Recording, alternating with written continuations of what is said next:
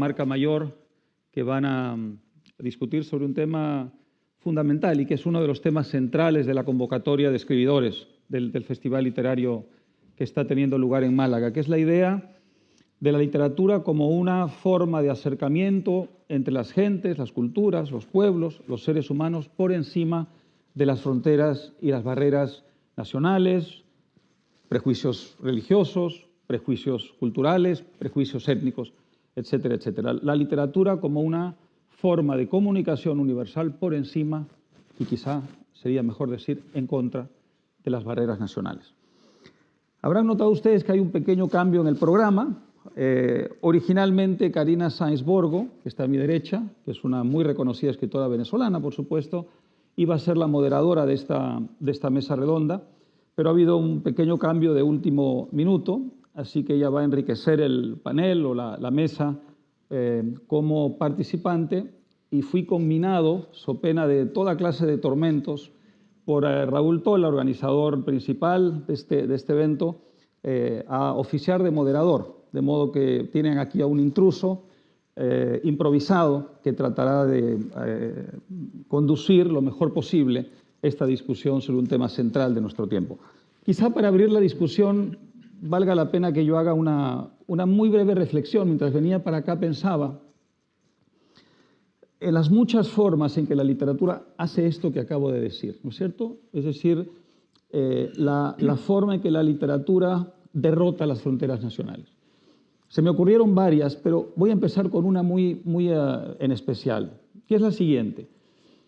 La idea de que hay, a lo largo de la historia de la literatura, escritores que les han dicho a otros países, países en los que no nacieron, en los que no vivieron, de los que no formaron parte, cosas que sus propios escritores, los escritores nacionales y locales, no les dijeron.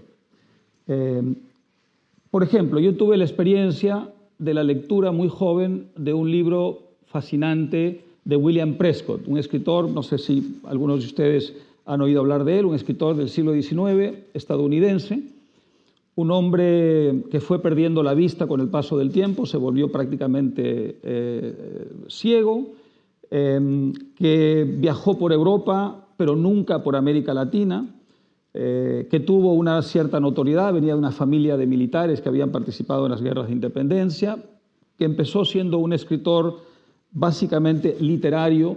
Por ejemplo, escribió sobre las famosas cartas escandalosas de Byron, y que poco a poco fue derivando hacia la historia. Y terminó escribiendo uno de los mejores libros que se han escrito sobre la conquista del Perú, que se llama Historia de la Conquista del Perú. También hizo uno sobre la conquista de México, un equivalente al libro sobre el Perú. Y es un libro fascinante que se lee como una novela.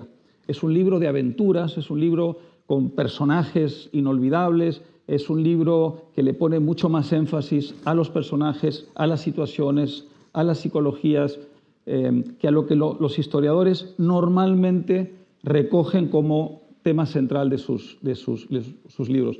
Nunca pisó el Perú, aprendió el español muy tarde y lo aprendió muy mal, y además, como digo, era un hombre ciego, ¿no?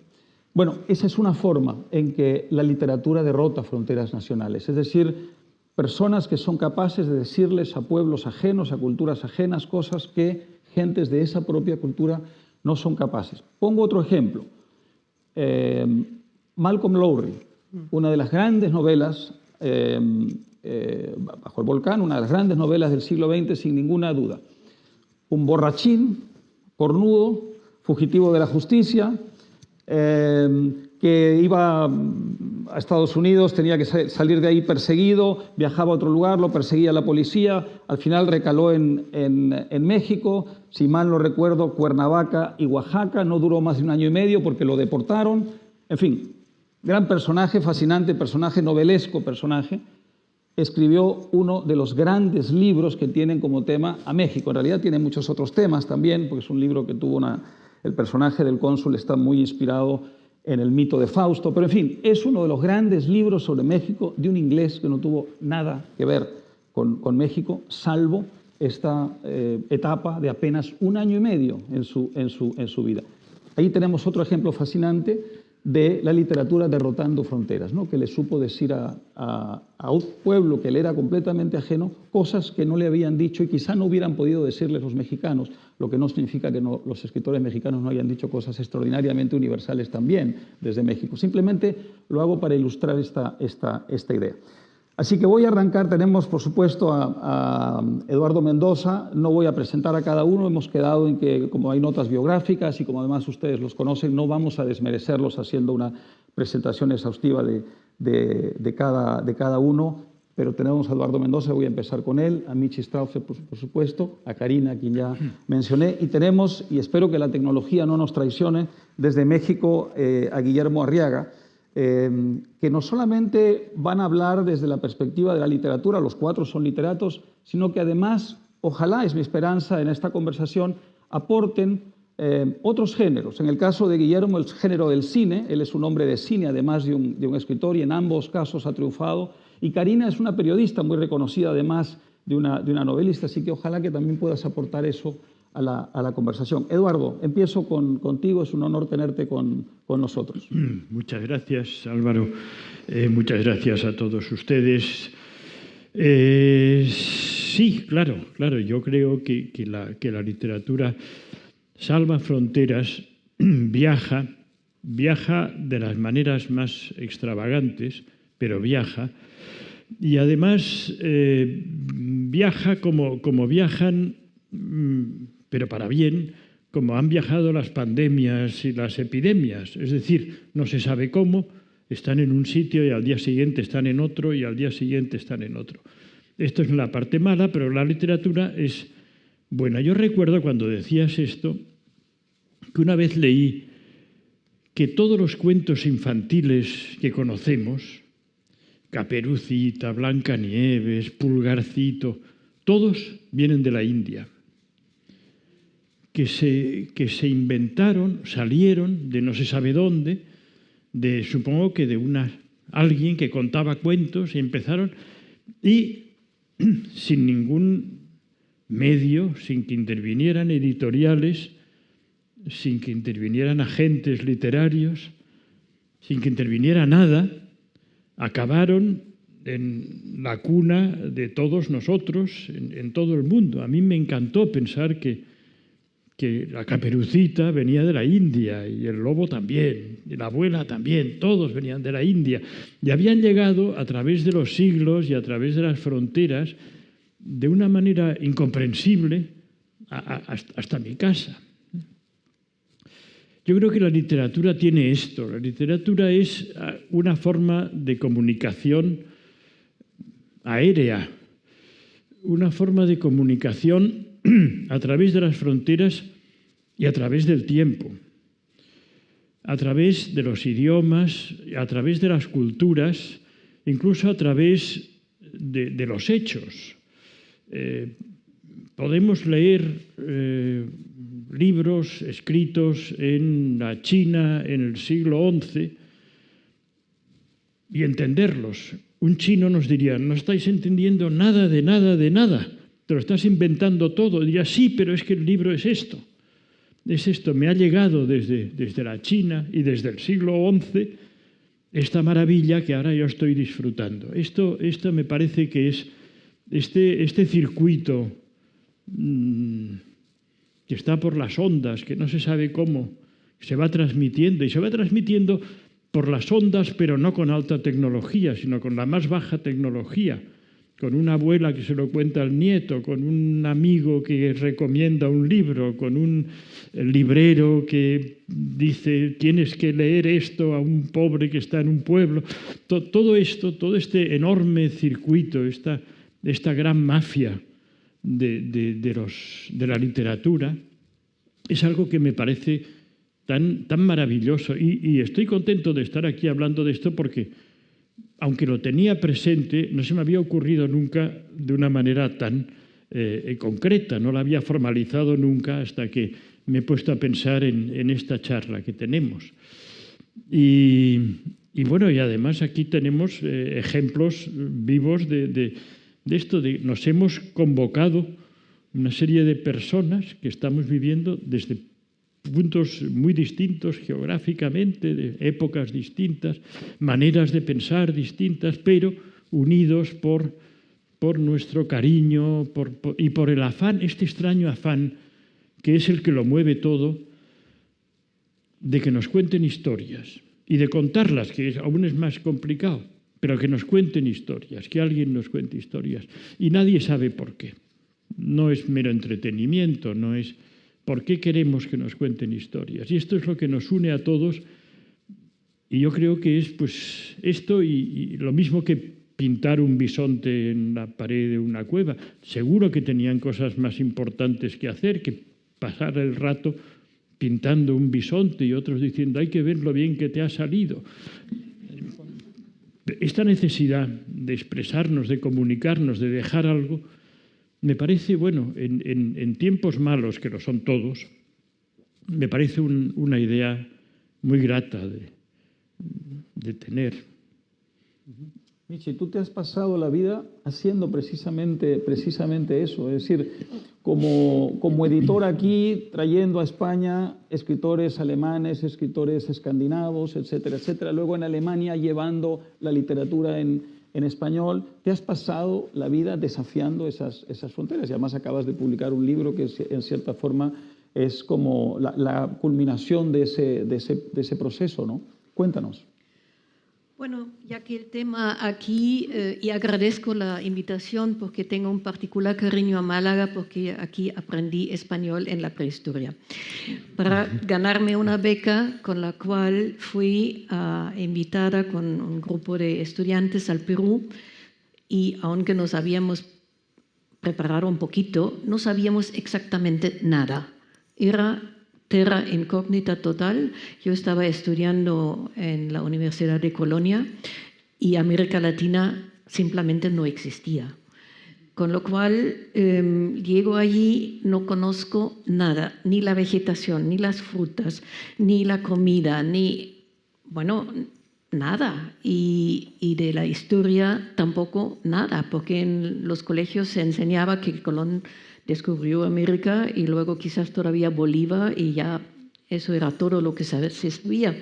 Con lo cual, todo mi conocimiento que he ido adquiriendo a lo largo de casi medio siglo ahora, se debe a la literatura, porque viajaba a un sitio, no entendía nada y entonces buscaba los libros de los autores del país para que me lo explicasen.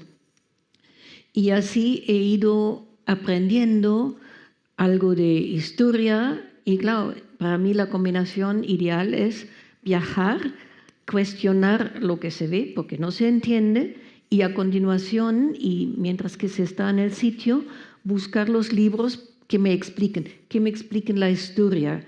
Pues en el Perú, llegué al Perú en 1967, que era además un año muy emblemático, donde me caía la política encima, que los jóvenes allí estaban muy politizados y yo fuera nada, no entendía.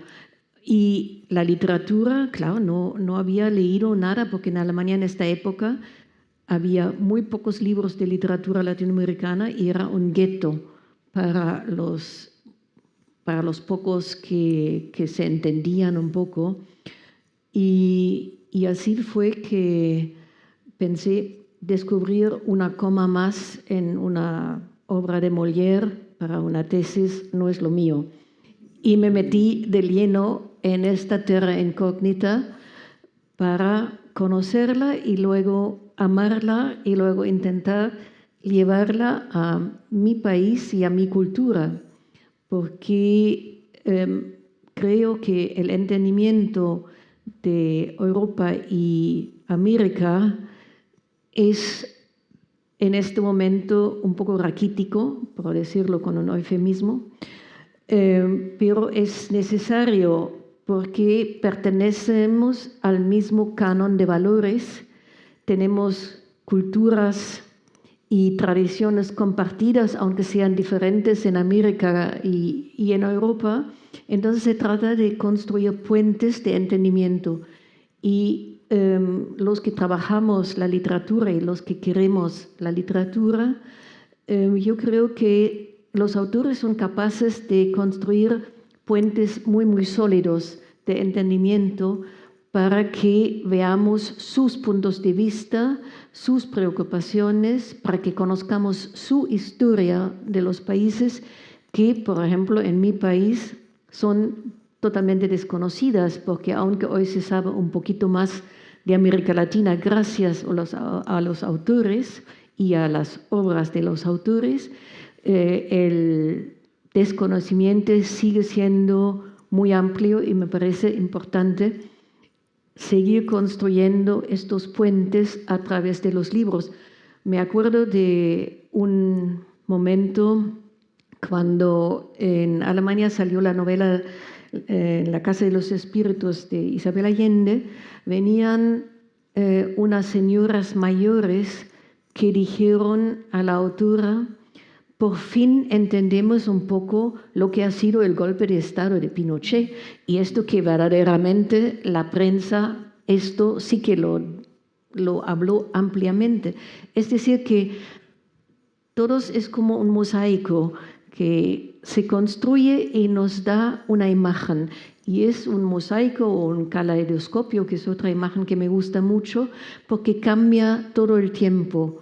Y eso es lo maravilloso de los libros, aparte de que estos libros, por ejemplo, cuando llegaron a Europa, rompieron el dicho de que la literatura había muerto, que ya no servía para nada, gracias también un poco al nouveau roman francés, ya que se decía que esto era la quinta esencia, y de repente vienen los latinoamericanos y narran y, bueno, fascinan a todos.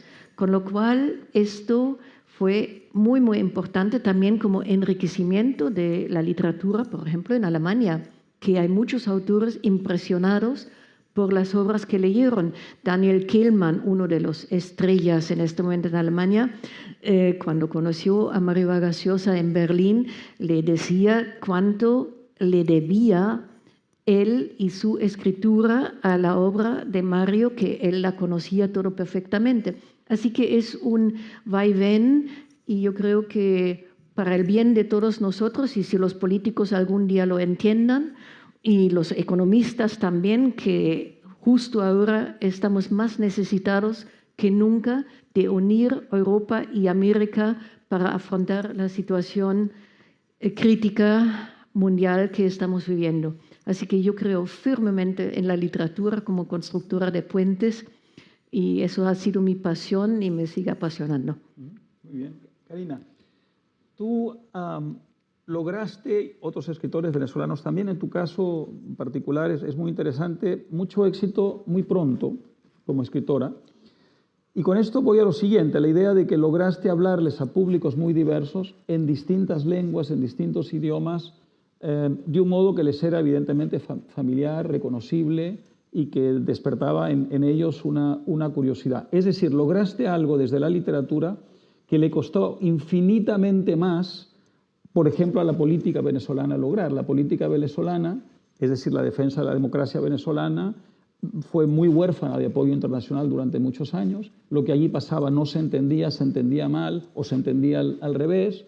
Es decir, la política, el mundo del poder, tenía mucha más dificultad para hablar un lenguaje universal que el que tuvo la literatura. Y cuando digo más dificultad, no digo que no te costara mucho trabajo escribir, sino que lograste casi inmediatamente hablarle desde la experiencia venezolana. Luego has escrito sobre temas fuera de Venezuela, pero empezaste escribiendo sobre Venezuela. ¿Por qué? ¿Por qué lograste eso? Porque yo creo que, buenas noches, gracias por permitirme estar compartiendo aquí con distintas generaciones y distintas fronteras. Creo que cuando partimos del hecho de la frontera, lo fundamental es lo poroso, el encuentro entre dos territorios. Y mi generación, y voy a hablar por mí, yo soy el resultado de una tradición literaria que siempre interpeló. La literatura latinoamericana, don Mario es uno de los grandes exponentes de la literatura, de la novela política, que reflexionaba sobre lo propio, una tradición intelectual que interpelaba.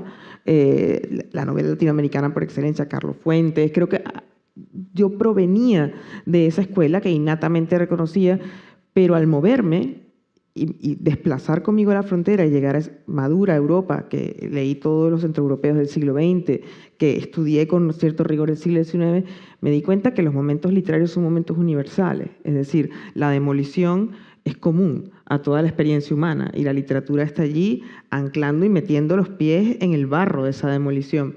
Y probablemente yo no habría sido capaz de comprender personal y literariamente lo que quería contar de no haber leído a Natalia Ginzburg con el rigor con el que la leí, o a Primo Levi, o al propio Coetzee, o a la misma Doris Lessing. Es mi encuentro con Europa lo que me permitió a mí darme cuenta y escalar el tamaño, ¿no?, de la grieta que tenía que contar. Y por eso insisto tanto en el tema de las generaciones, porque incluso de los formatos. El cine de Guillermo Arriaga a mí me influenció en una manera de contar nerviosa, violenta, porque mi entorno era violento. Probablemente la literatura española del siglo XX me acercó a otro manejo del castellano que yo no tenía y que empecé a mezclar con el mío. Por eso es que me gusta tanto la idea de la frontera, porque somos el resultado de una mixtura, de un mestizaje. Y en mi caso, creo que sobre todo tiene un elemento de generaciones, ¿no? Porque en principio los que nacimos en los 80 vimos la demolición de todo el proyecto moderno latinoamericano, es decir, la década del FMI, sustitución de importaciones, todas las democracias que habían funcionado llegaban a un ocaso, a un momento crepuscular, pero no éramos capaces de comprenderlo sin dar un paso atrás. Entonces creo que todos esos mimbres, ¿no? Existen los puentes y existen las traducciones entre puentes, pero sobre todo es ese momento en que se rozan y pelean dos territorios, ¿no? Que es el progreso que nunca llegó y lo que estaba, ¿no? Y yo creo que en ese aspecto la tradición a la que yo pertenezco y que enriquezco al encontrarme con España y con Europa, me permitió desarrollar o corregir una cierta miopía, que seguramente la arrastraré toda mi vida, pero creo que de alguna manera eso funcionó. Guillermo, tú lograste algo muy parecido. En tu caso, creo que es muy notorio que hablando de una experiencia muy mexicana, la calle mexicana, y una experiencia que en principio uno pensaría que le es muy difícil a un lector o a un televidente o a un cinéfilo estadounidense en inglés entender en toda su dimensión, y sin embargo lograste traducir de alguna forma esa sensibilidad para que a ese público estadounidense, no estoy hablando de emigrantes mexicanos que se fueron a Estados Unidos, hablo de un público en inglés, un público estadounidense, le dijeras cosas extraordinariamente reveladoras. Háblanos un poquito de eso. Sí, gracias, Álvaro. ¿Cómo están todos? Buenas tardes. Mira, para empezar, hablando de fronteras, yo estoy a 8.750 kilómetros de Málaga, hablando con ustedes, de tal manera que las fronteras, la tecnología nos ha hecho que las fronteras se muevan de un lugar a otro. Y ahorita que estaban hablando Eduardo, Michi y Karina de las fronteras, creo que puedo recoger varias ideas de frontera que son interesantes. Karina habla de la frontera de generación. Creo que también se ha roto en una generación fronteras éticas o fronteras de valores. ¿A qué me refiero con esto? Cuando yo era niño, yo tenía un tío homosexual y su pareja, pero nunca se mencionaba la homosexualidad del tío, y era como una cuestión distante, y si venía a la casa no venía con pues la pareja. Ahora ya esa frontera de valor ha sido rebasada. En algunos momentos no convivíamos con gente de otra religión, musulmanes, por ejemplo. Ya los países empiezan también a tener como vecinos a personas de otras religiones. No en México, obviamente en España sí sucede. Entonces se empiezan a romper fronteras y uno se pregunta qué es lo que define una frontera. Porque el concepto de nación, para empezar, es muy joven. Perú y México hace 200 años no eran una nación. Estados Unidos empezaba a ser una nación. España se estaba conformando por fin como una nación. Entonces, ¿qué es lo que nos define como nación? ¿Qué es lo que qué es lo que marca las fronteras? Yo suelo ir muy a menudo a la frontera entre México y Estados Unidos, y si no es porque hay una garita, el paisaje y el lenguaje sigue siendo prácticamente el mismo del lado americano. 200 kilómetros hacia adentro de los Estados Unidos, el lenguaje primordial es el español y el paisaje es exactamente el mismo. Entonces, ¿qué es lo que define la frontera? El paisaje, el lenguaje. Tuve la fortuna de ser asesor de aborígenes australianos y ellos me decían que las fronteras las decidían las canciones, que en el momento en que se cantara una canción que no era tu idioma, sabías que ya estabas en una frontera, que no era tu país o tu comarca. Y con respecto a la pregunta que me hiciste, Álvaro, Faulkner decía que hay 4 temas fundamentales: amor, odio, poder y muerte, que esos son los temas en los que gira la literatura. Y dijo algo que a mí me marcó mucho, que es, ¿quieres ser universal? Habla de tu vecino. Y con mis libros y con Amores Perros, por ejemplo, voy a hablar del caso de Amores Perros, era muy sorprendente cómo la gente se identificaba con una película que yo no solamente sentía que era la Ciudad de México, sino que era en particular de mi barrio, de mi calle, de mi colonia. Y me decían filipinos, me decían gente de Vietnam, gente de Finlandia, es que contaste mi historia. Decía, pero ¿cómo va a haber contado tu historia si no tiene nada que ver con este mundo? Pero hay ciertos puntos que tenemos los seres humanos en común, que, por ejemplo, tocó el libro de Karina, la hija de la española. Son puntos en común que dices, yo puedo comprender qué está sucediendo, a pesar de que me estén hablando de una realidad completamente distinta. Porque repito, como decía Faulkner, son esos 4 temas que nos angustian, que nos mueven, que nos suscitan curiosidad. Y creo que eso es un poco de por qué otros públicos pueden vincularse al trabajo de una persona completamente distinta, de una realidad completamente distinta. Creo que sí vibran dentro de la humanidad, vibran temas comunes. Nadie deja de temer la muerte, por ejemplo. Nadie deja de tener esa necesidad de amor. Nadie deja de ser sujeto al poder que ejerce otro sobre ti, y nadie se libra de la sensación del odio, ya sea que la tengas tú o que la tenga alguien hacia ti. Uh-huh. Y siento que entonces esos temas, esas líneas vitales son las que llevan a que una obra pueda trascender cualquier tipo de frontera. Si quieres ser universal, decía, háblale a tu vecino. Me parece una idea muy bonita, preciosa, y me ha hecho recordar a Guillermo Cabrera Infante, a otro Guillermo, a quien yo frecuenté muchísimo en Londres en una época. Guillermo era una persona que vivía pensando en su vecino de La Habana, pero de La Habana, digamos, la primera parte del siglo XX. No era ya La Habana, digamos, contemporánea con su exilio londinense. Era una persona que estaba, bueno, tan es así que él decía, siempre le decían por qué escogió vivir en Londres, por qué fue a vivir a Londres, y él dijo, yo no fui a Londres, Londres vino a mí. Es decir, no fue un acto de voluntad, fue un acto de imposición sobre él. Y era una persona que solo vivía en eso, que por cierto esa frase se la había copiado y él lo reconocía del teniente, no el capitán, el teniente del Titanic, al que el juez acusó después de los hechos de haber abandonado el Titanic, y él decía, yo no abandoné el Titanic me abandonó a mí. Y Guillermo hizo de esa frase su respuesta a la pregunta de por qué había escogido Londres. Pero bueno, pensé en Guillermo porque Guillermo era una persona que efectivamente vivía en un mundo muy reducido, el Vedado de La Habana y sobre todo la noche del Vedado de La Habana, nada más local y vecinal que eso. Y sin embargo, ¿qué cosa era Guillermo? Era una persona que había hecho suya parte de la gran tradición de la literatura por encima de las fronteras.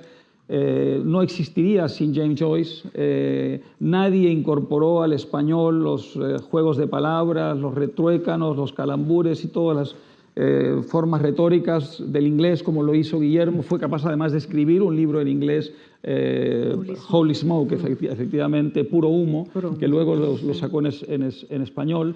De manera que me parece bonito. Recoge, por favor, esa idea, Eduardo. La idea del vecindario es lo más universal que puede ofrecerle un escritor al mundo, ¿no? Sí, es verdad, es verdad. Yo creo que, primero porque todos somos parte de un vecindario y todos los vecindarios vienen a ser lo mismo.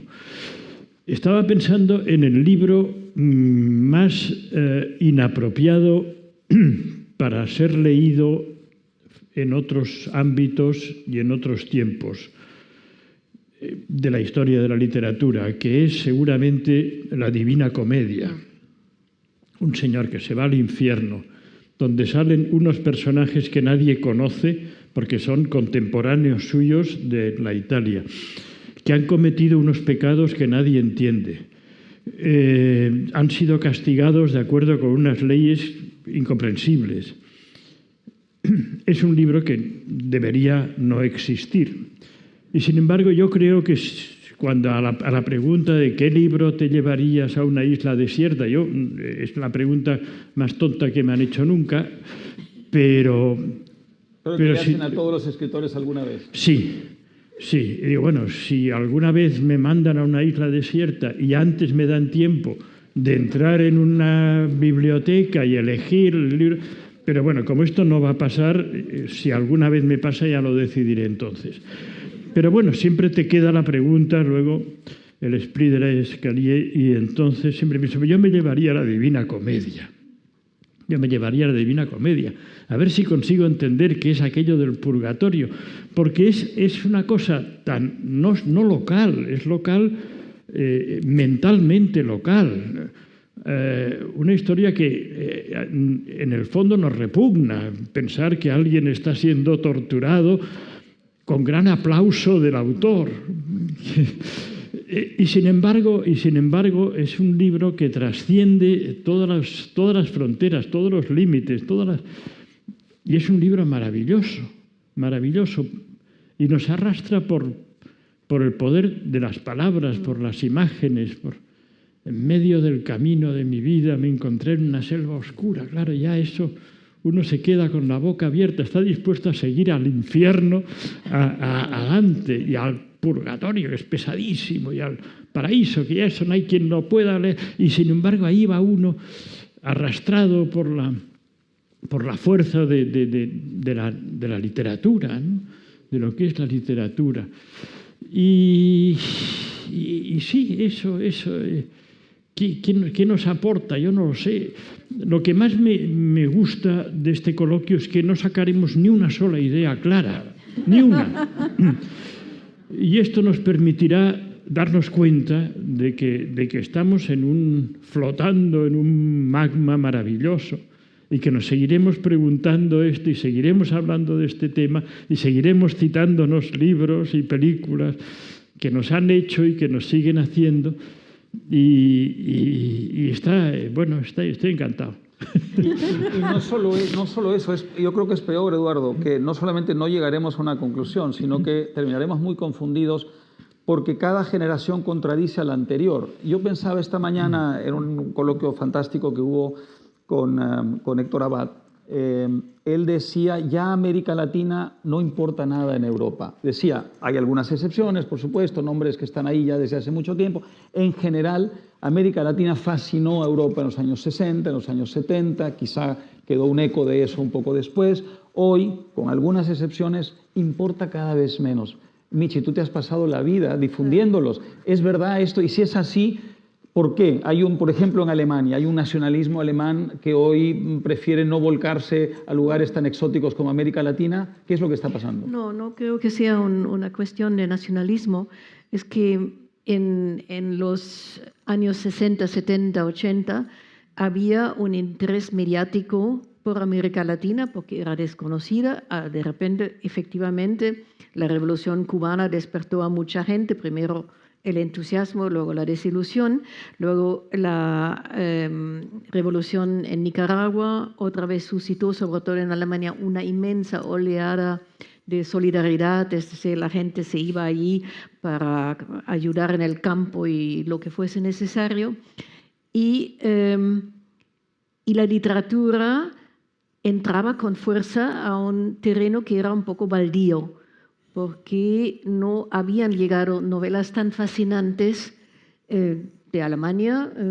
Desde luego que no tanto, había autores como Günter Grass que sí escribía grandes novelas, pero luego Bernhard Hanke eran novelas más reducidas en tamaño, en tema y todo eso. Entonces entraba una ola de mundo desconocido y a la vez escrito por autores que estéticamente eran maravillosos, son maravillosos. Entonces, ¿qué pasa? A continuación, cuando cae el muro, Alemania efectivamente se vuelca bastante a conocer más los países del este que de repente se convierten en vecinos. Entonces se tradujo mucho de Hungría, de Checoslovaquia, de Polonia, de todo. Antes siempre había algo, pero luego muy intensamente.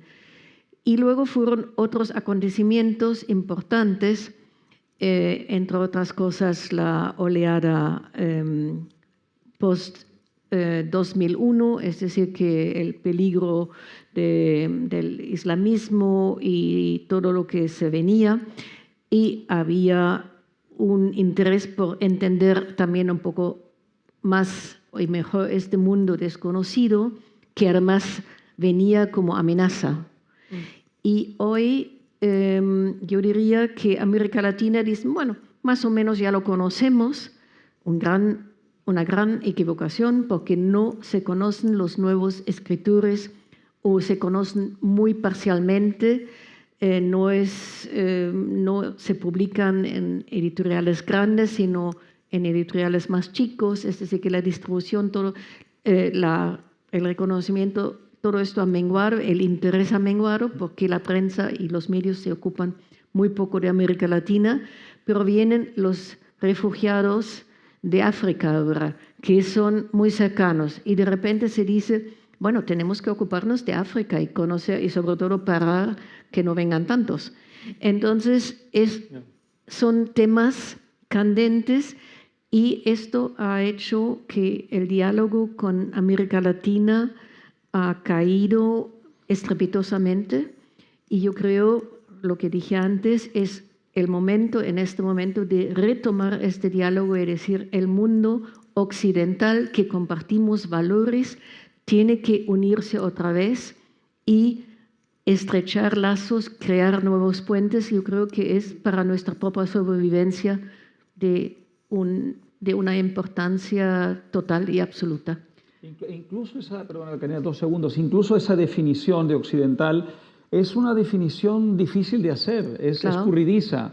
Si no hubiera sido por los árabes musulmanes durante nuestra Edad Media, que rescataron los textos clásicos y rescataron y preservaron y ampliaron y profundizaron la cultura clásica, no hubiera habido renacimiento occidental. Por tanto, ellos son parte del occidente también, ¿no? Claro. Entonces, esa definición también es una frontera escurridiza, ¿no? Y complicada. Sí. Perdona, Karina, te interrumpí. No.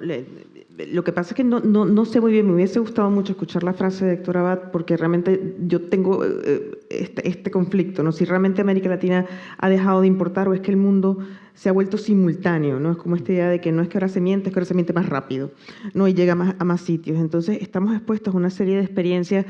Uno veía, por ejemplo, toda esa caravana en Centroamérica, ¿no? Gente yendo hacia Estados Unidos por toda Centroamérica, y tú de repente te pones en la experiencia migratoria de gente que viene de Siria o la gente que atraviesa el Mediterráneo. Yo de repente lo vi como un gran fresco, ¿no? Entonces, por una parte está, sí, Héctor se refería a un tema político, porque yo creo que literariamente hay una generación que, por lo menos para mí fue mi paraguas para relacionarme con la historia de América, y literariamente, de lo cual Juan Gabriel Vázquez creo que es un exponente de primerísima línea. Juan Gabriel logra contar conflictos que tienen que ver con la memoria, con el pasado, con esa sensación de siempre estar repitiendo el mismo error que yo sentía que sus libros, cuando yo empecé a leerlos, me permitían entenderlo. Y yo creo que Juan Gabriel es comprendido, Juan Gabriel, porque además creo que es uno de los autores que yo más respeto, y creo que es entendido y leído, ¿no? Entonces, todo es relativo, ¿no? Y de hecho, cuando Eduardo Mendoza hablaba de esa idea de la pulpa, de lo que está, ¿no? A mí Antígona como historia siempre me ha llamado la atención, y sentía muy reflejada en mi experiencia personal y política la idea de no poder enterrar a tus muertos, ¿no? De que cuando la violencia es tan grande, donde ni siquiera tienes derecho, ¿no? Enterrar a alguien que no haya memoria, que le roban las letras a las tumbas. Y alguien se hubiese planteado que entre Antígona y nosotros en la pandemia íbamos a volver a la experiencia de no poder enterrar a nuestros muertos. O la gente que cruza la frontera, esa sensación de que tú enterrar a uno de tus muertos ya es el último derecho que te es confiscado. Entonces, tengo la sensación de que probablemente el mundo es simultáneo, está en estéreo, o más cosas que en estéreo, y no estoy tan segura, y por eso me gustaría comprender mucho lo que dice Héctor, porque en ocasiones lo sentí, pero a veces no. O sea, ¿qué me iba a conectar a mí con una persona, insisto, que se ahoga en el Mediterráneo, que me iba a conectar a mí con la persona que cruza Venezuela y Colombia y se queda ahí tirado, ¿no? Y ni siquiera tiene quien lo recoja y alguien tiene que ir a enterrarlo por la voluntad, ¿no? O gente que viaja con los hijos en cajas de zapatos muertos, o sea, cosas que se ven. Y tú dices, ¿no ha evolucionado el mundo? O uno lee la Antígona de Bergamín y tú dices, Santo Cristo, o la de María Zambrano. Tiendo a pensar últimamente, tiendo a hacerme más preguntas y a tener más confusión y no estoy del todo segura. Creo que el mundo está mucho más, hay mucha más capilaridad de la que pensamos. No sé si es una cuestión adanista de mi parte, pero yo sí lo percibo de esa manera. Guillermo, yo tuve una experiencia interesante que tiene que ver con tu frontera con Estados Unidos. Hice un libro sobre la inmigración, es un libro que hice en inglés hace ya muchos años, y para eso hice una investigación que incluyó un recorrido por la frontera entre México y Estados Unidos.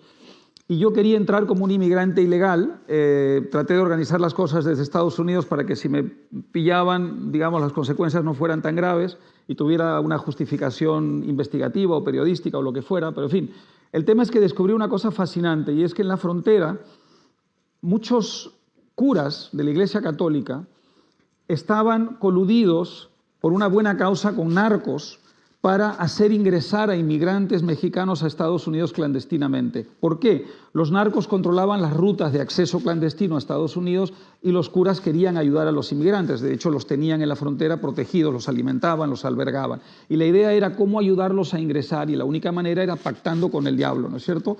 Y ese pacto mefistofélico en realidad tenía un resultado benéfico, porque era, bueno, ayudar a esos inmigrantes que querían ingresar a Estados Unidos, ¿no? Y yo siempre he pensado, es decir, cómo se defiende la literatura y el cine también, quizá corresponda a preguntarse, cómo se defiende de un país que quiere amurallarse. No todos los estadounidenses quieren amurallarse, pero una parte muy importante del país respondió a la idea de la muralla y sigue respondiendo a ella. ¿Cómo se defiende desde México la literatura, el cine, el arte en general frente a un vecino que quiere amurallarse contra ti? Bueno, primero hay que tratar de entender cuáles son las razones de la muralla. Los dos países que impulsaron la globalización y el proyecto neoliberal que abrieron las fronteras fueron Inglaterra y Estados Unidos, Thatcher y Reagan.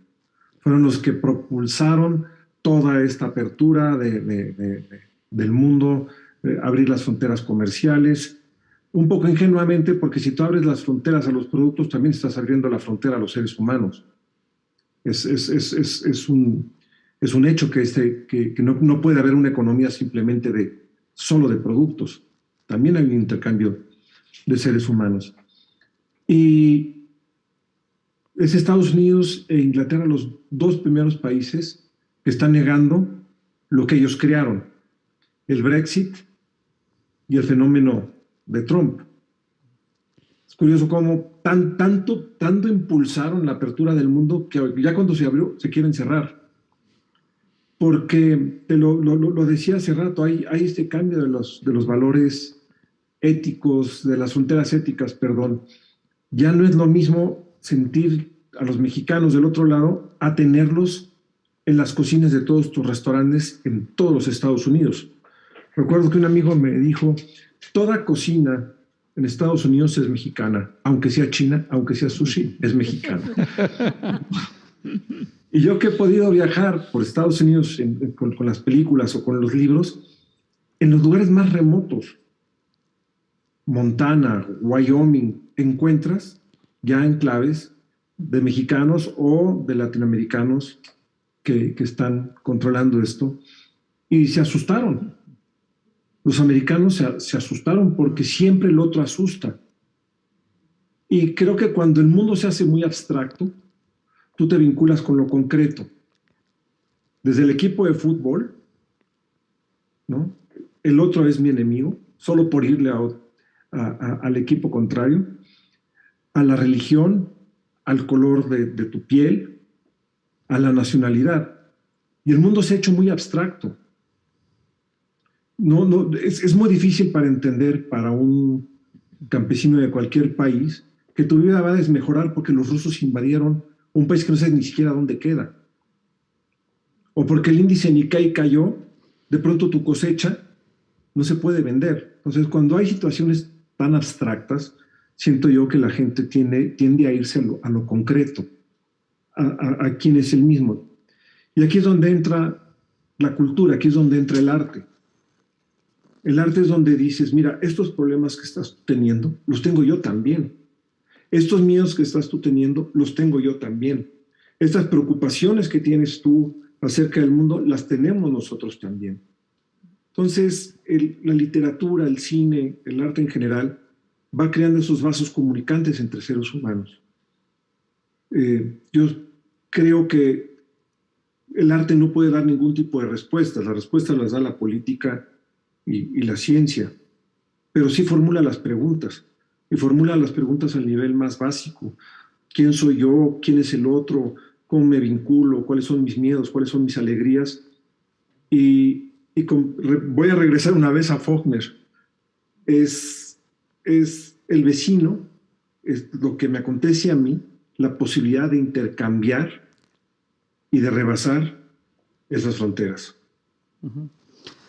Eduardo, mi pregunta a ti no es tan distinta de la que acabo de hacerle a Guillermo. Los dos países de referencia, por lo menos para quienes te leemos y te vemos un poco desde fuera, en tu vida en los últimos años y décadas han sido, o los dos lugares de referencia han sido Cataluña e Inglaterra. Y en ambos lugares el fenómeno del nacionalismo ha jugado un papel absolutamente clave en décadas y sobre todo años recientes, ¿no? La experiencia del nacionalismo en Cataluña, que ha dividido a Cataluña de una manera lacerante y desgarradora, y el fenómeno del Brexit, que es el reflejo de una Gran Bretaña que se quiere deseuropeizar, o por lo menos una parte de Inglaterra y del Reino Unido, no todo el Reino Unido, porque en Escocia hay mucha reacción a eso, pero una parte muy importante se quiere deseuropeizar, quiere fronterizarse, por decirlo de algún modo, ¿no? ¿Cuál es tu respuesta o la respuesta de tu sensibilidad literaria frente a esos fenómenos? Bueno, es cierto que ahí donde voy se produce, así que me iré de Málaga corriendo, no sea que empiece aquí un movimiento secesionista. Pero bueno, son dos fenómenos que he vivido de cerca y que me ha sido muy útil realmente estar en los dos sitios porque los puedo comparar y puedo ver que responden a estímulos muy concretos y muy parecidos, a pesar de las enormes diferencias que hay entre los dos países, entre los dos movimientos. Bueno, en primer lugar, yo creo que estoy muy de acuerdo en lo que ha dicho Karina de la simultaneidad. Yo creo que en estos momentos tenemos una visión del mundo demasiado completa, demasiado simultánea y demasiado distinta a la que hemos tenido tradicionalmente. Para mí la literatura, en contra de al revés de lo que decía Michi, que el interés por América Latina había llevado a la lectura de los escritores latinoamericanos, yo creo que en algunos casos, y por ejemplo es el caso de España, la lectura fue la que llevó al interés por estos países. Después de haber leído un libro, ese país que era simplemente una figura en el mapa y un dato, se convertía en algo muy vivo, muy presente, y con el que veías que tenías unos vínculos mucho más fuertes de los que podías imaginar. Ahora todo esto se ha roto porque estamos continuamente en presencia de todo el mundo. El mundo entero lo tenemos en casa, en nuestras pantallas, que nos favorecen a veces, como es el caso de poder hablar con alguien muy distante, pero también es verdad que nos están informando demasiado de demasiadas cosas. Esto ha producido unos movimientos contrarios de pérdida de identidad, que más aguda o canalizada de otra manera en algunos países donde la identidad colectiva era importante para el individuo. Sentirse inglés era una cosa muy importante. Uno podía estar muy mal en la vida, todo irle mal, decía, pero soy inglés. Y con eso ya. Y es un sentimiento auténtico. Hace no mucho estuve en un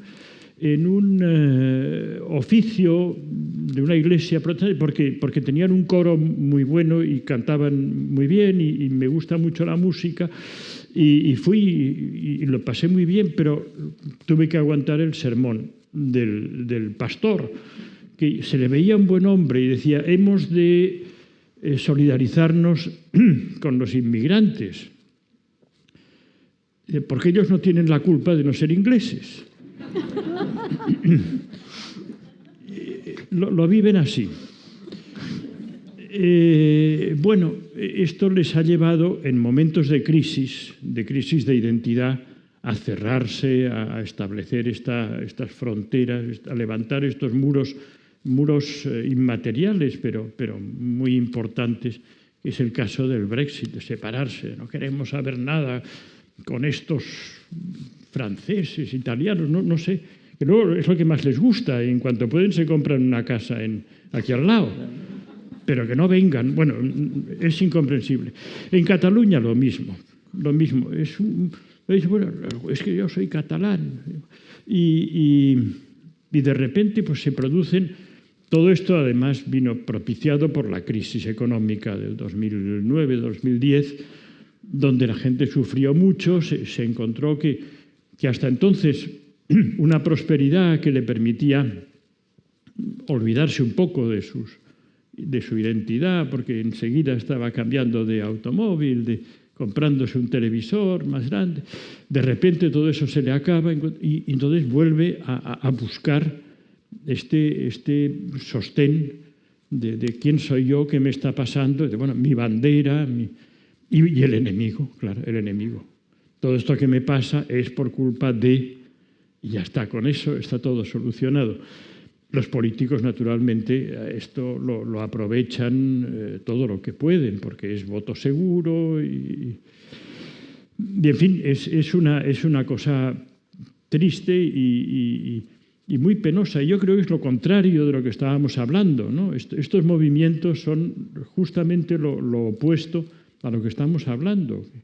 Que uno se pone a leer un libro de no sé qué e inmediatamente está entrando en casa de un amigo que vive en un país desconocido, pero ahí está, y está sentado a su mesa y está comiendo lo mismo y está manteniendo una...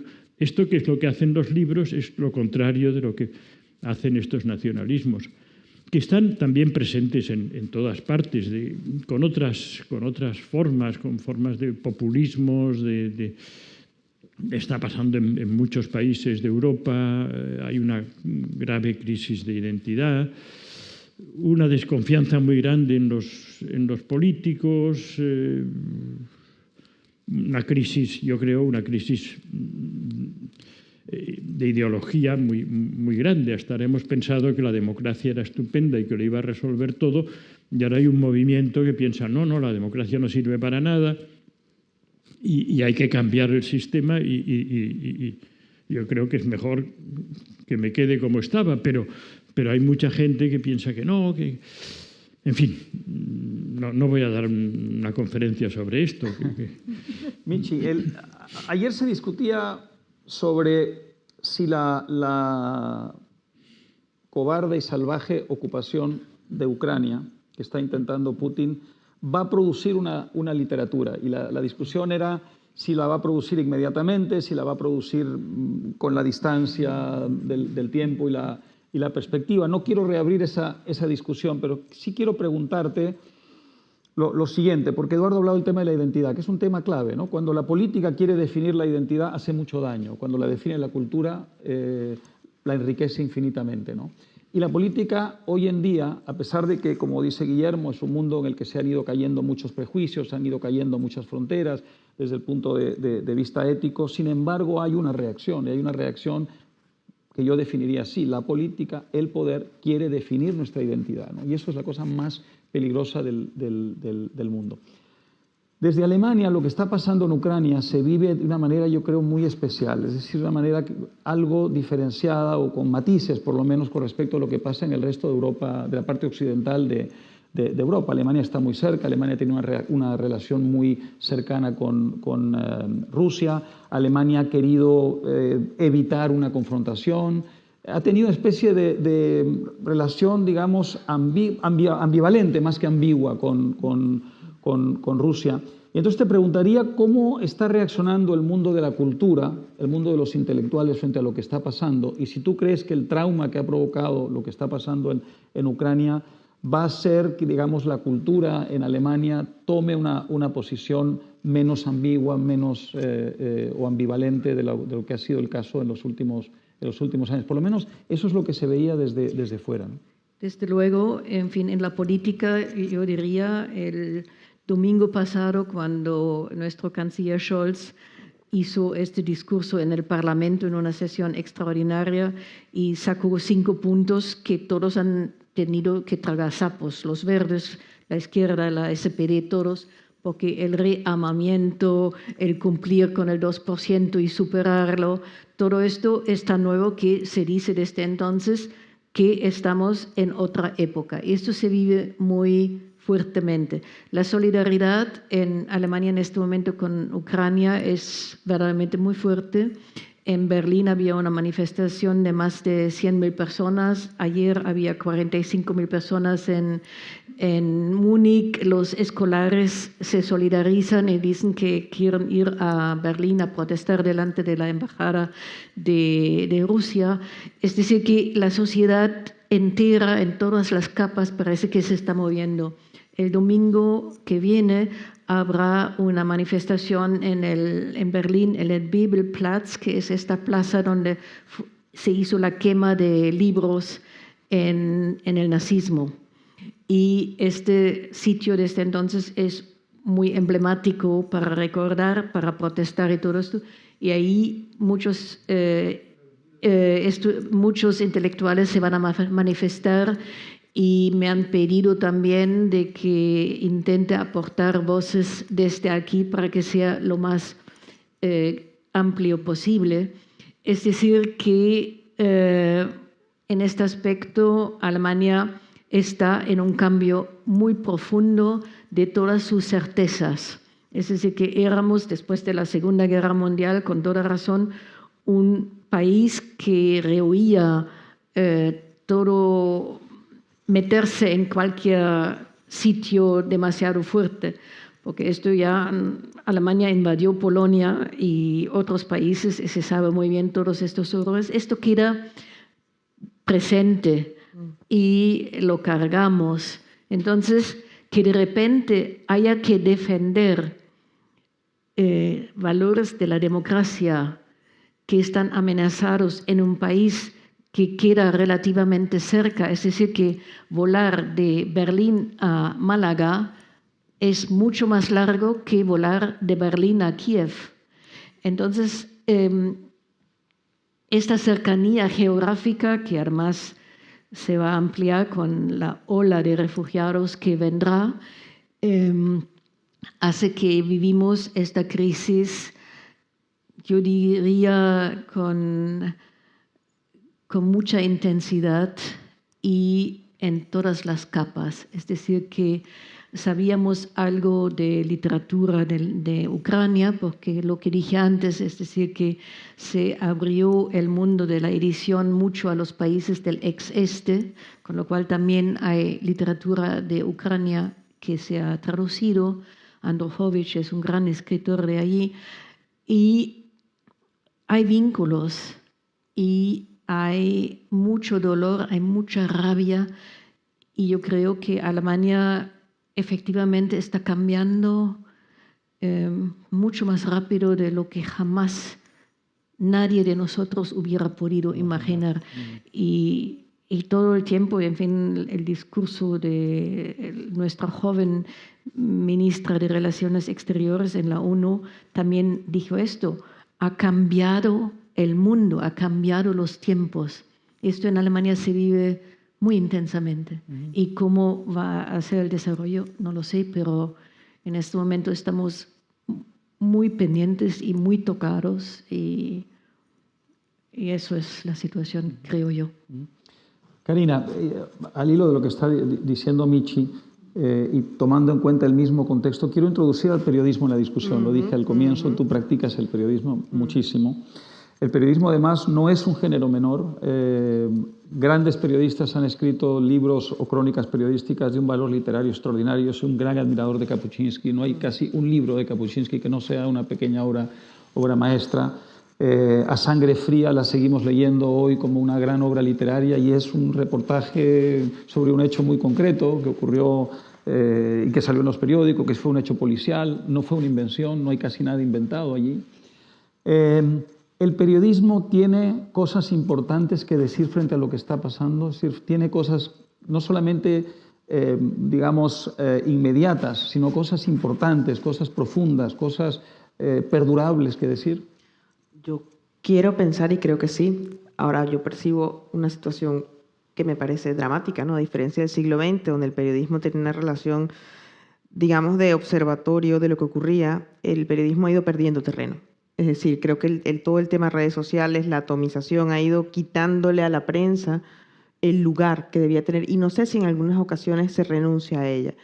Es absurdo pensar, ¿no?, como en un territorio como América Latina pueden convivir unas pocas democracias con tantos regímenes autoritarios, y como el ejercicio del periodismo allí es prácticamente una empresa del espíritu, de la fortaleza del espíritu, y jugarte la vida. Pero por otro lado tienes una serie de relatos y de ficciones que ruedan por las redes sociales. Es como el cuento del bulo, o esta idea del bulo. Uno de los elementos que ha tenido toda la invasión rusa y toda la intervención de los rusos es la creación de los bulos, la utilización de crear realidades paralelas a través de redes.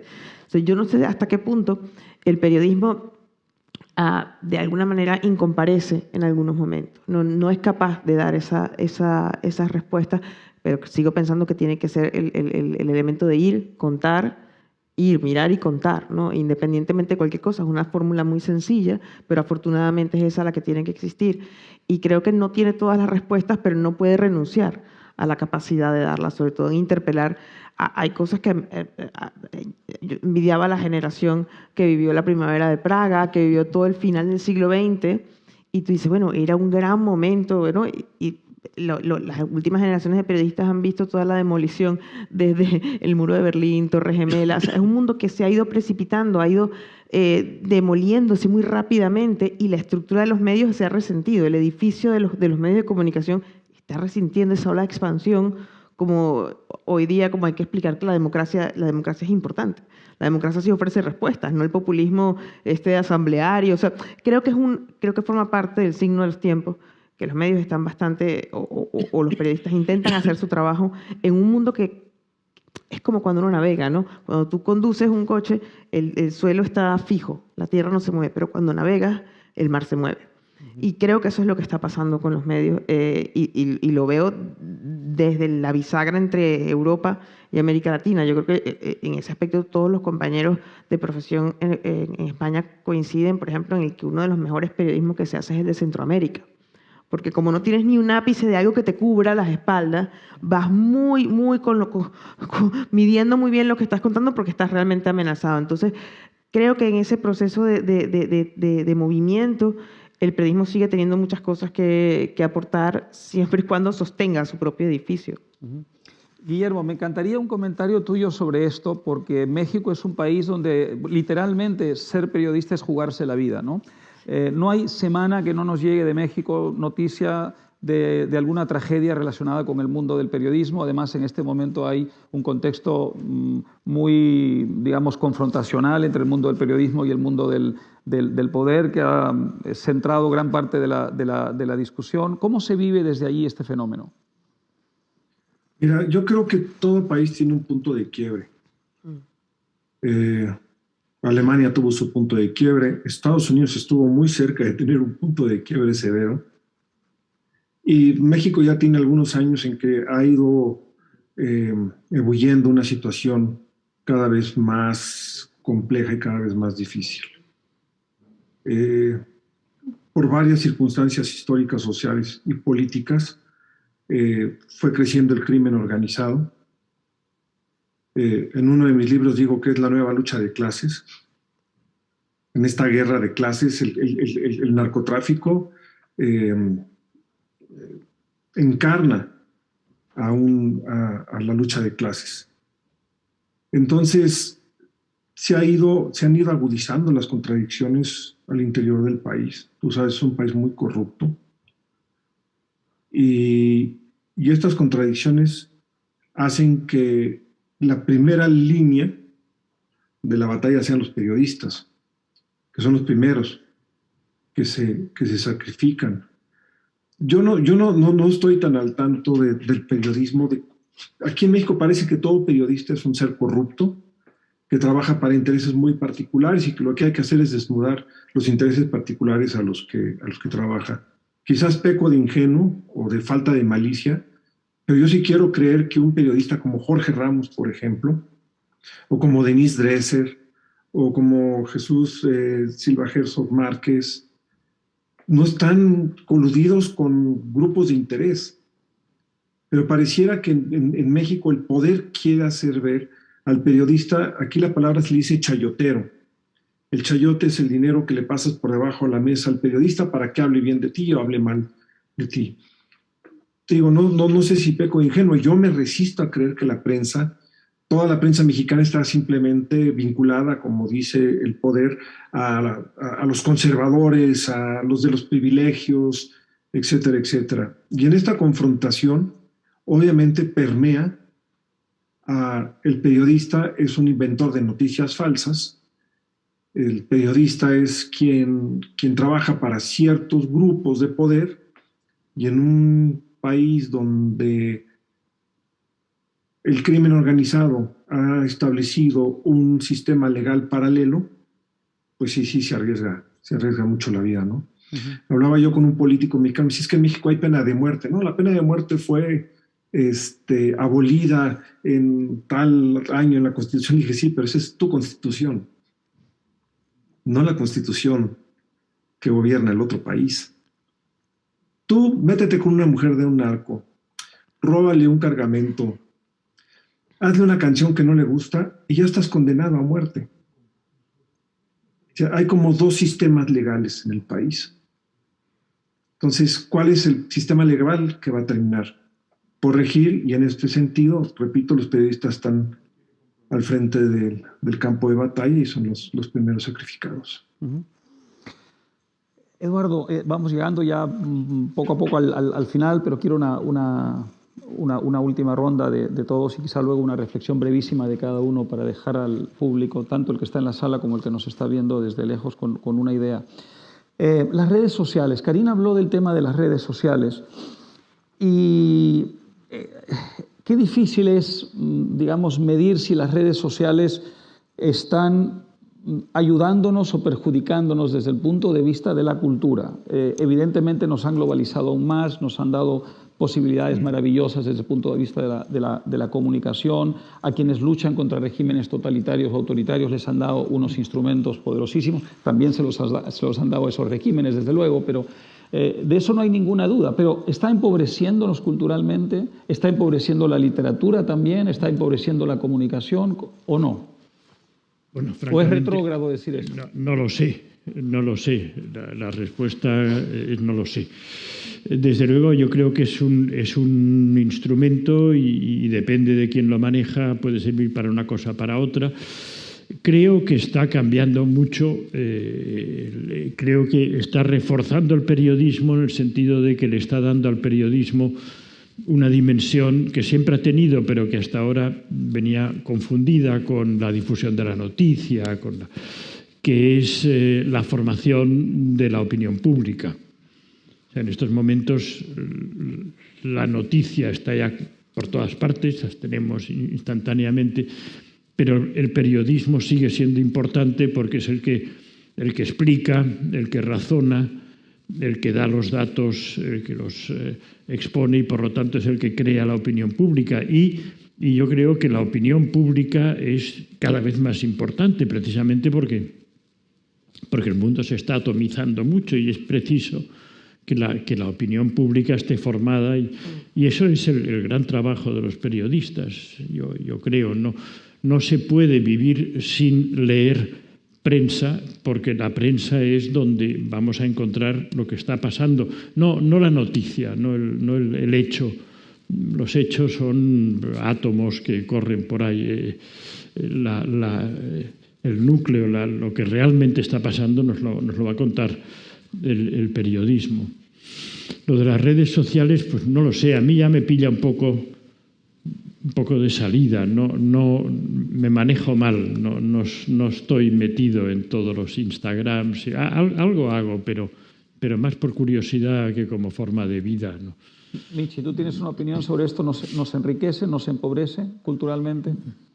Coincido con Eduardo, depende de cómo se utiliza, pero lo que me parecería muy importante es educar a los niños para que sepan utilizarlo, porque están creciendo con ellos y es muy importante que se les enseñe utilizarlo bien. Es decir, que nosotros, yo tampoco no los utilizo mucho, muy poquito, pero conozco la importancia de lo que hace y yo creo que para las generaciones que crecen con esto y para quienes todo esto es natural, es su vida, es su entorno, hay que hacer énfasis para que aprendan a manejarlos bien, que vean los peligros y que le vean las ventajas. Sí, quizá ese sí es un caso, Karina, donde hay una frontera generacional. Eduardo decía, a mi generación, a mí hablaba desde un punto de vista generacional, sin decir literalmente eso,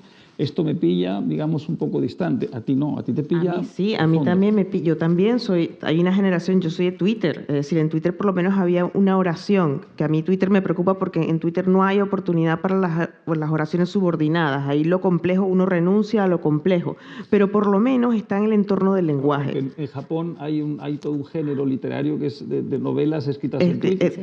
Escritas en hilo, pero también hay una generación mucho más visual que ha renunciado al lenguaje. TikTok es una renuncia al lenguaje, por lo menos con todo lo que se pueda y con lo que a mí me preocupa Twitter, porque además Twitter utiliza el lenguaje, que yo creo que es un mecanismo, la propaganda es la vieja receta, no solo que cambia de forma, es vaciar el lenguaje de los contenidos originales, meterle digamos, un significado interesado, donde termina falseando el lenguaje y en una sociedad polarizada eso se nota.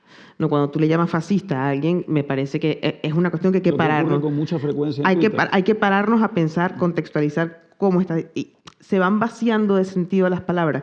Y es muy barato mandar a alguien, con perdón, la metáfora, es muy barato mandar a alguien a una guerra con palabras. Todo el mundo tiene acceso a las palabras y todo el mundo las puede usar. Y Twitter forma parte de eso, ¿no? A mí lo que me preocupa y lo que no entiendo, y que ahí voy a estar como Michi y como Eduardo, que yo no me sé asomar a eso, es cuando el territorio del lenguaje ha sido apartado por la imagen, por la repetición, por clips muy pequeños donde no mantienes la atención.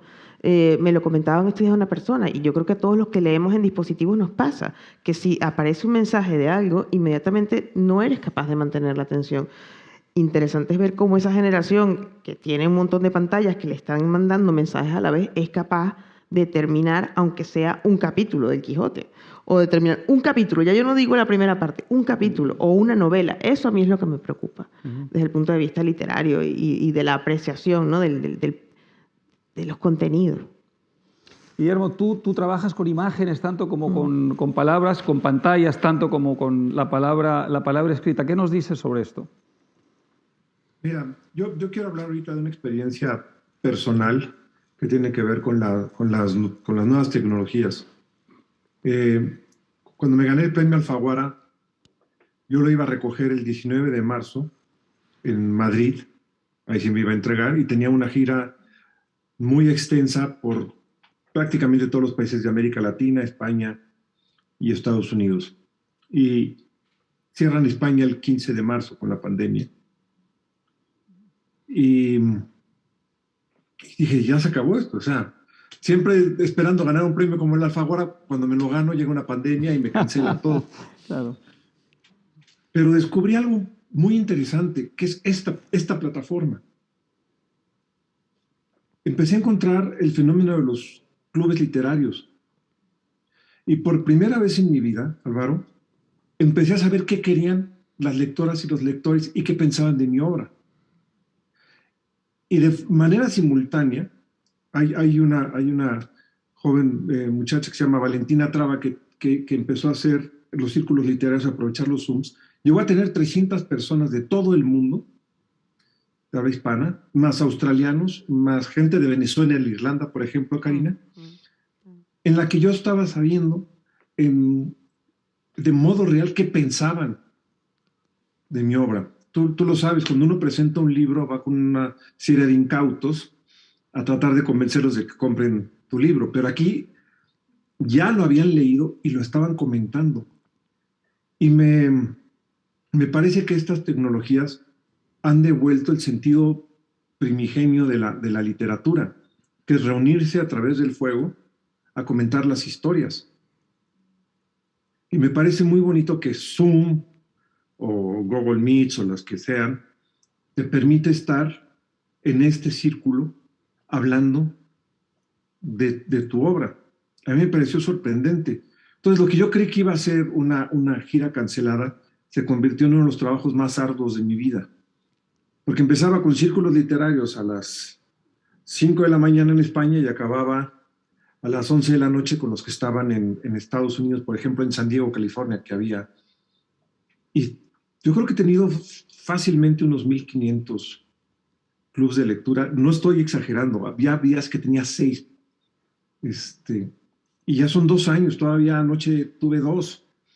Siguen, hoy tengo uno al rato. Entonces, me parece interesante que las nuevas tecnologías nos han ayudado a crear proximidad. Si ya América Latina no importaba en Europa, ahora siento, porque lo sé que por los clubes de lectura literarios en España, que algo empieza a tener sentido con las nuevas tecnologías, que empiezo a comunicarme con lectoras y con lectores de España, de Argentina, de Uruguay, de Paraguay. Cuando yo imaginar que iba a tener una conversación con gente del Paraguay o de Panamá acerca de mi obra desde mi casa. Ahora, he estado haciendo una reflexión, no sé si está equivocada o no, la pongo sobre la mesa, de por qué surgió la generación de cristal, como la llama la generación de cristal. Y yo creo que la moral empezó a determinar gente muy joven en las redes sociales, gente todavía muy frágil. Muchos adolescentes que el mundo todavía les asusta son los que tomaron el control de las redes sociales y eso creó una moral un poco en la fragilidad. No son adultos de 40, 50 años que están determinando, que ya pasaron por ciertos momentos de su vida y saben cómo manejar la vida y dónde están los obstáculos. O no, son gente muy joven la que está determinando las políticas de cancelación, porque les tienen miedo. Y creo que en eso sí ha tenido mucho que ver Twitter, ha tenido mucho que ver Instagram, TikTok, porque no es posible que se esté ofendiendo tanto la moral con ciertas cosas. No, me cuesta mucho trabajo una generación como la mía que peleó contra el moralismo, de repente encontrarse con una generación que es profundamente moralista. Pero yo creo que ese moralismo deviene del miedo adolescente al futuro al que se tienen que enfrentar. Para terminar, les voy a pedir a cada uno una brevísima reflexión final. Quizá una conclusión, Eduardo, quizás sea posible llegar a una conclusión. Una reflexión muy breve sobre el tema el mundo de la cultura frente a las fronteras.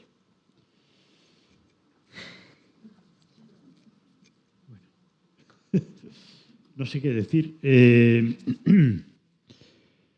Sí, es el único pasaporte válido que tenemos. La cultura y la comunicación a través de las ideas y de las emociones, de los sentimientos y del arte. del arte, porque hemos de pensar que no es solamente la información, no es solamente la reflexión, es una forma de hacerlo que permite que sea entendido, que trascienda. Y ese es el único pasaporte realmente válido que tenemos todos. Michi, ataca. Bueno, yo sigo creyendo que el papel de la literatura, de la cultura, es muy importante y quizás inclusive está creciendo en importancia. Por lo tanto, es importante construir caminos, puentes y todo esto, y que no sean vías únicas, sino de ida y vuelta, porque esto nos enriquece mutuamente y quizás nos ayuda a superar problemas y debates y tristezas. Así que yo creo firmemente en la importancia de la cultura y más concretamente de la literatura como abre caminos. Yo le tengo pavor a la literatura con propósitos, ¿no? Y a la literatura que quiere salvar el mundo. Le tengo muchísimo pavor, ¿no? A la literatura que ofrece respuestas y dogmas, porque está demostrado que no funciona. Pero sí creo que la literatura es el lugar insisto, del charco ese que se forma en la frontera. Es como cuando uno ve un río, una frontera, que la arena se va cayendo un poco, que es una cosa en constante cambio, y yo creo que la literatura, o lo que sea que nos dediquemos a pensar, se tiene que meter en esos problemas desde el punto de vista de proponer preguntas, de molestar, de incordiar, ¿no? Porque realmente es la única forma. Y cuando digo incordiar o molestar, no lo digo por ser dogmática, sino porque creo realmente que estamos en un momento en el que hacernos preguntas nos está resultando tremendamente incómodo. Y yo creo que esa es la razón, ¿no? Y la literatura es el otro, y es interpelar al otro. Y yo quiero sentir compasión por el asesino de esta historia. Y yo quiero seguir leyendo Otelo. Y yo no quiero que me reescriban Carmen. Entonces, seguirnos planteando con versiones, digamos, amputadas o digamos, ortopédicas, ¿no? De las grandes tragedias. Y por eso es que no creo para nada en los buenos propósitos, ni en cambiarle los títulos a los libros.